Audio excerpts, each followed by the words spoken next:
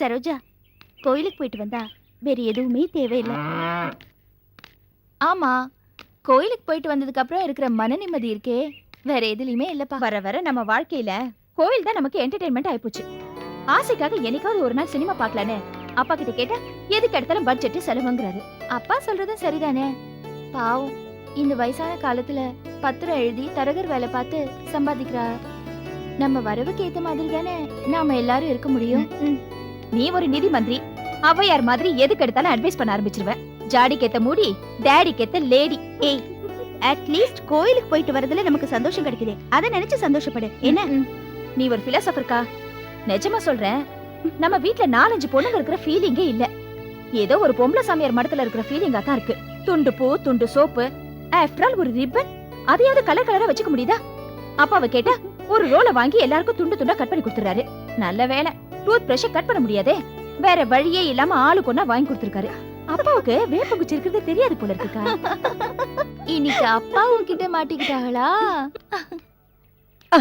ஆத்தா, செத்த நில்லுங்க. கோயிலுக்கா போறிய? அப்புறம் கையில பூஜை கடை எடுத்துக்கிட்டு வயலுக்கா போவாங்க? இந்த லீலாக்கு எப்பவுமே கிண்டல் தான். வேலையோட வேலையா எனக்கு ஒரு அர்ச்சனை பண்ணிட்டு வந்துருங்கம்மா. தாராளமா பண்ணிடுறோம். பேரு நட்சத்திரம் தெரியுமாமா? பேரு கோமதி, நட்சத்திரம் கார்த்திகை. சரியா? ஆமாம்மா. ஸ்ட்ராங்கா பண்ணிடுறேன். சரிம்மா. ஒரு நிமிஷம் இருங்க. வெறும் அர்ச்சனை மட்டும் தானா, இல்ல ஸ்பெஷல் அப்ளிகேஷன் ஏதாவது இருந்தா சொல்லுங்க. உங்க சார்பா நானே சாமி கிட்ட ஒரு வார்த்தை சொல்லிட்டு வந்துடுறேன். அதெல்லாம் ஒண்ணு இல்லம்மா. சரி, போயிட்டு வரோம். எடக்கா பேசினாலும் நல்ல பிள்ளைங்க. வர வர நம்ம ஊர்ல சாமி கும்பிடுறதுக்கு நேரம் இல்லாம போயிடுச்சு.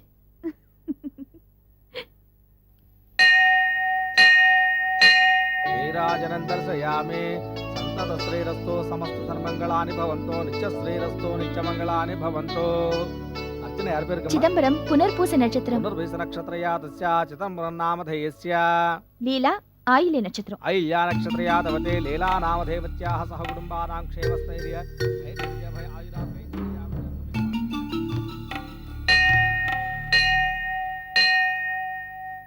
देवसेना समेत प्रसन्न सुब्रह्मण्येश्वर स्वामी देवताभ्यो नमः.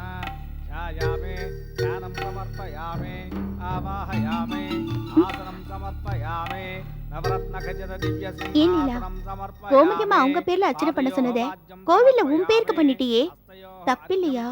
ஏன்டி இப்படி எல்லாம் பண்ற? அவக மட்டும் சாமி கும்பிட நம்மள ஏஜென்ட் அனுப்பியிருக்காளே, அது மட்டும் தப்பில்ல? தப்புன்னா முடியாதுன்னு சொல்லி தட்டை திருப்பி கொடுத்துருக்கணும். சரின்னு சொல்லிட்டு இங்க வந்து ஏமாத்த கூடாது. என்னக்கா நீ? அவக சாமியை ஏமாத்துறாக, பதிலுக்கு அவளை நாம ஏமாத்த வேணுமா? என்னடி சொல்ற நீ? ஆமாக்கா, அந்த அம்மாவுக்கு பணக்கர திமிரு. நேரடியா வந்து சாமி கும்பிட முடியாத அளவுக்கு சோம்பேறித்தனம். அதனாலதான் கடவுளுக்கே நம்மள மீடியேட்டராக்க நினைக்கிறாங்க. விட்டா தேர்தல அவங்களுக்கு பதிலா நம்மளே ஓட்டு போட சொல்லுவாங்க போல இருக்கு. அவங்க பண்றது தப்புதான், ஆனா நீ பண்றது அதை விட பெரிய தப்பு. அதை இப்படி பாரு, அவக கடவுளுக்கு அல்வா கொடுத்த பார்த்தாக, கடவுள் ஏன் மூலமா அவளுக்கு அல்வா கொடுத்துட்டாரு. நீங்க 2 பேருமே ஃப்ராடு. பாவம், கடவுள் தான் உங்க 2 பேருக்கு நடுவுல மாட்டிக்கிட்டு முழிக்கிறாரு. அதெல்லாம் ஒண்ணு இல்ல, கடவுள் என் மேல பரிதாபம் தான் படுவாரு. யாரோ ஒருத்தன் திருடி கோயில் கட்டினதை சாமி ஏத்துக்கல, அதே மாதிரி என்னோட ஃப்ராடு அர்ச்சனையை பார்த்து சாமி மனசு மாதிரி ஒருவேளை அருள் புரிஞ்சாலும் புரியலாம். அம்மாடி சத்த நில்லுங்கோ.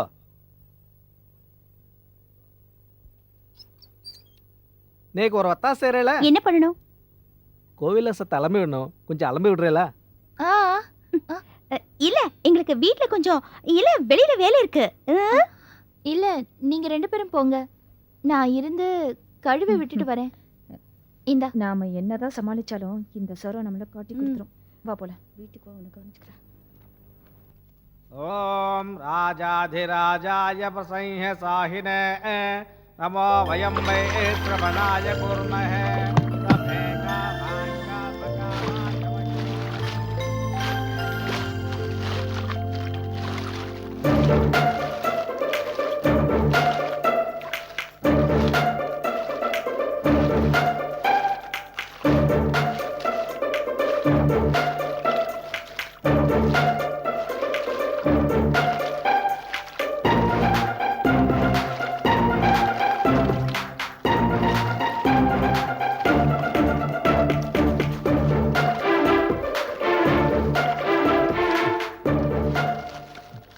என்னங்க, நான் கொடுத்த லெட்டரை படிச்சீங்களா?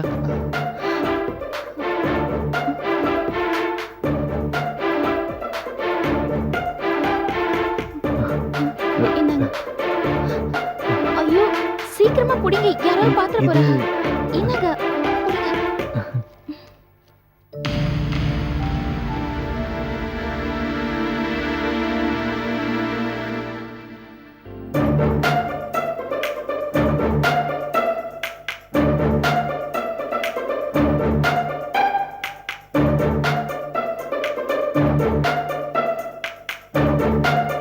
என்னங்க ஒரு நிமிஷங்க.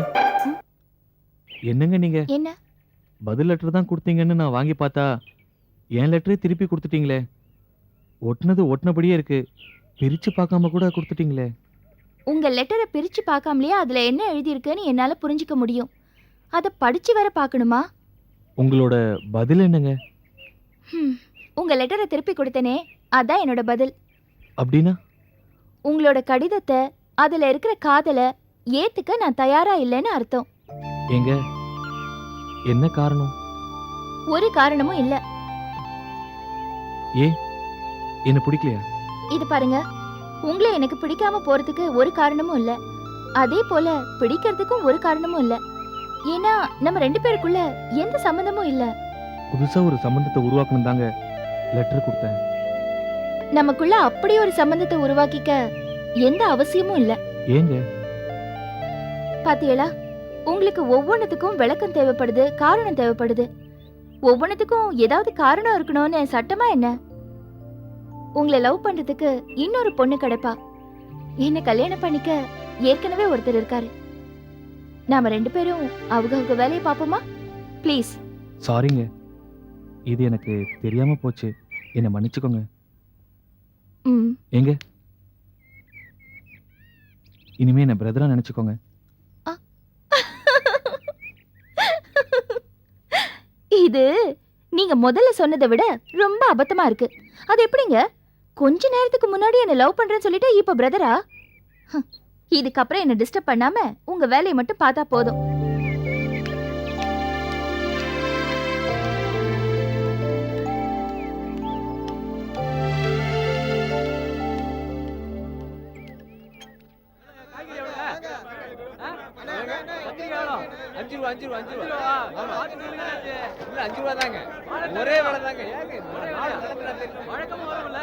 வாக்கணப்பா உட்காரு. என்னப்பா சிவசாமி, சௌரியமா இருக்கியா? மார்க்கெட் நிலவரம் எப்படி இருக்கு? இருக்கு கண்ணப்பா, எதைங்க நம்பி வாங்கி ஸ்டாக் பண்ண முடியல. நாளைக்கு மார்க்கெட்ல நல்ல விலை போகும்னு நினைச்சு எதுக்கும் அட்வான்ஸ் கொடுக்க முடியல. என்னப்பா மாணிக்கம், ஓ முதலாளி இப்படி புலம்புறாரு? அவர் சொல்றதும் கரெக்ட் தானே. திடீர்னு பிரச்சனைங்கிறாங்க, பந்துங்கிறாங்க, வண்டி ஓட மாட்டேங்குது. குற்றாலத்துல இடி இடிச்சு கும்பகோணத்துல மழை பெய்யற மாதிரி சரக்கோட விலை மார்க்கெட்ல டப்புன்னு இறங்கி போயிடுது. நம்ம கையில எதுவும் இல்ல சார், எதையும் நம்பி பிசினஸ் பண்ற மாதிரி இல்ல மார்க்கெட்ல நிலைமை. பரவாயில்லையே, உனக்கேத்த ஆள் தான்பா மாணிக்கம். நீ சொன்னதை அப்படியே ஒப்பிக்கிறான். உண்மை எப்பவுமே ஒண்ணுதானே சார். பரவாயில்ல, நல்லா பேசுற மாணிக்கம். வணக்கங்க ஐயா. வா முரளி. நல்லா ஜம்முன்னு இருக்கிய. கல்யாணம் எல்லாம் நல்லபடியா முடிஞ்சுதா? நல்லபடியா முடிஞ்சதுங்க ஐயா. சரி வேலை. சிவசாமி, இந்த தம்பி சொட்டு நீளம் விளம்பர படத்துல வருவான ஒருத்தன், அவன மாதிரியே இருக்கான்பா. எப்பவும் டீசல் வாடகையோட சுத்திக்கிட்டு இருப்பானா? ஒரு கிளீனர் இவ்வளவு கிளீனா இருக்கிறத நான் இன்னைக்கு தான் பாக்குறேன். அதான் கல்யாண ஜோருங்கிறது.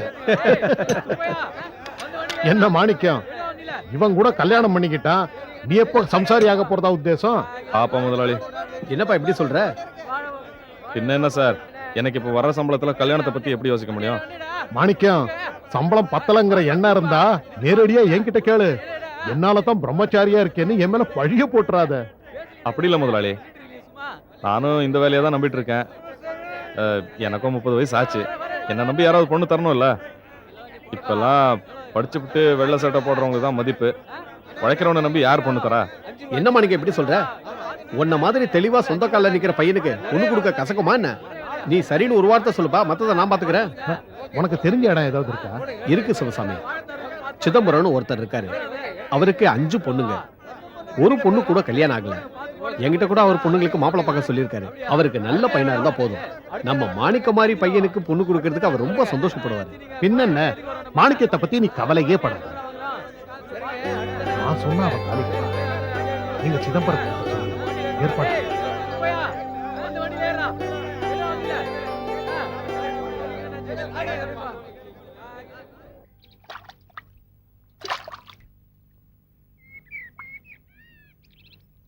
ஏய் என்னடா லேட்டு ஊரை சுத்திட்டு வர்றியா? ஊரை சுத்திட்டு வரேனா?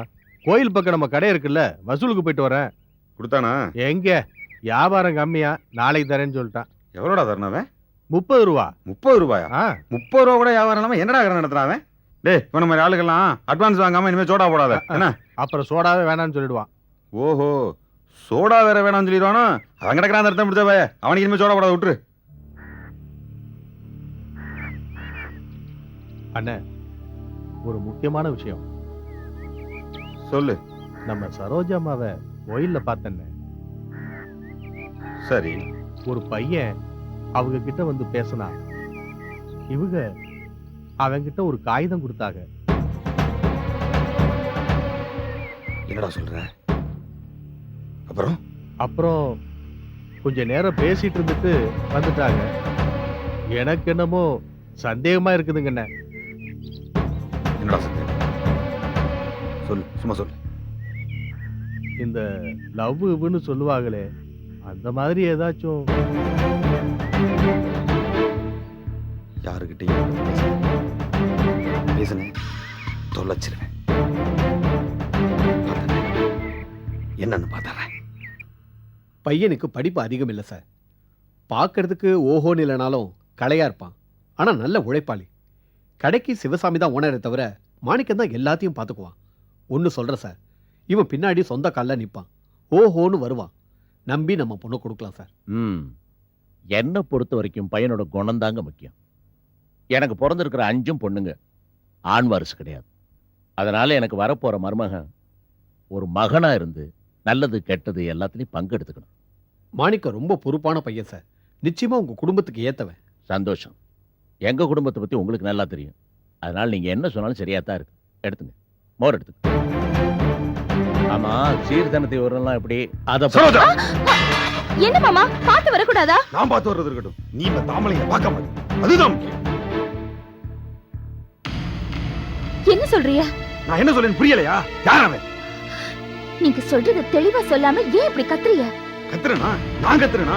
அம்மா கத்துறேன். மானம் போகுது நீ பண்ண காரியத்தினால. ஐயோ கடவுளே, நீங்க பேசுறது புரியாம நான் என்னன்னு பதில் சொல்றது?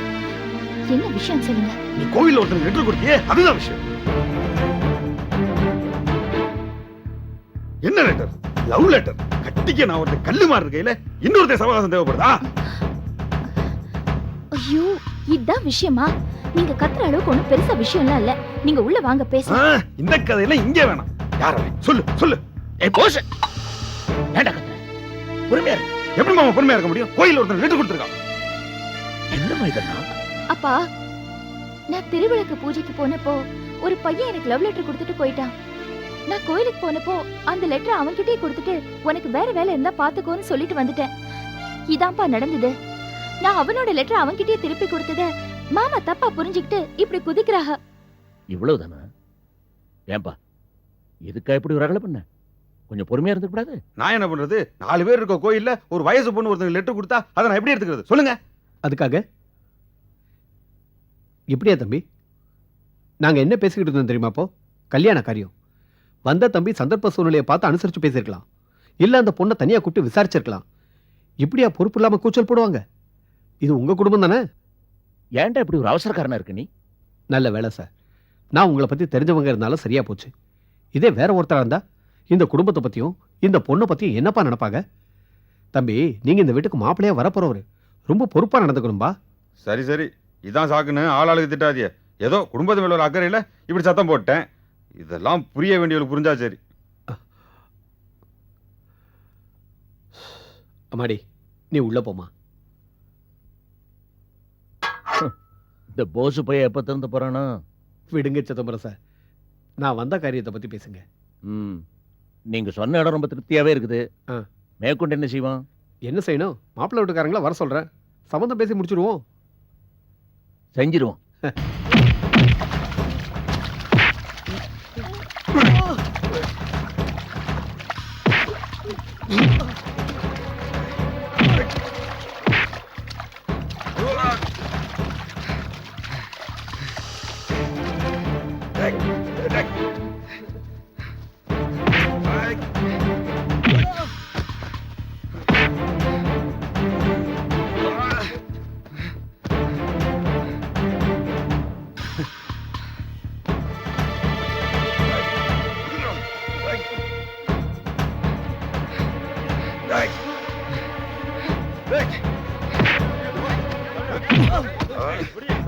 ஏய் நாயே, இன்னைக்கு இனிமே வீட்டுக்கு வந்து பார்த்தா தலை எடுத்துருவேன்டா.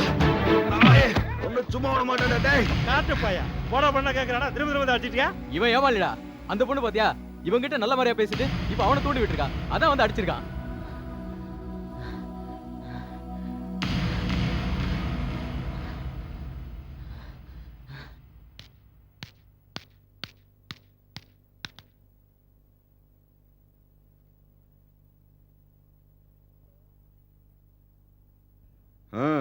என்ன அலங்காரமா? என்ன மாமா நல்ல மூட்ல தானே வந்திருக்கிய? ஏன் இல்ல அப்படி கேக்குற? இல்ல எப்போ நீங்க வீட்டுக்குள்ள வந்தாலும் சண்டையர் மாதிரி இல்ல வருவிய. நல்ல வேளை அன்னைக்கு நீங்க போட்ட சண்டைய அந்த போஸ்ட்மேன் பார்க்கல.